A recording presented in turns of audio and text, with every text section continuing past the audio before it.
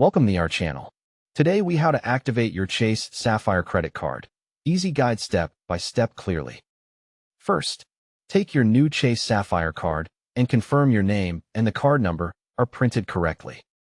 Next, look for the activation sticker on the front of the card or the instructions paper that came in the envelope. Then, keep your phone nearby and make sure you have a stable internet connection in case you use the Chase app or website.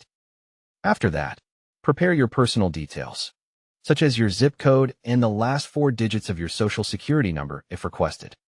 Now, choose your activation method by deciding between phone activation, app activation, or online activation. If you prefer the phone method, locate the activation phone number printed on the sticker or on the back of your card. Call that number and listen carefully to the automated prompts or the customer service representative. When asked, enter or say your full card number using the keypad on your phone. Next, verify your identity by providing the requested information, such as your zip code or security questions. Wait for the confirmation message that your card has been activated successfully. If you prefer using the Chase mobile app, download the Chase app from the official App Store or Google Play Store. Open the app and sign in with your Chase username and password, or tap to enroll if you have never created an account. Once signed in, tap the account that matches your Chase Sapphire card. Look for an option like Activate Card or a card management menu and select it. Follow the on-screen steps to confirm your identity and approve the activation request. Wait until the app shows a success message confirming your card is active. If you prefer activating online, open a browser and go to the official Chase website at chase.com. Click Sign In and enter your Chase username and password, or choose enrollment if you are new. After signing in, navigate to your credit card account from the dashboard.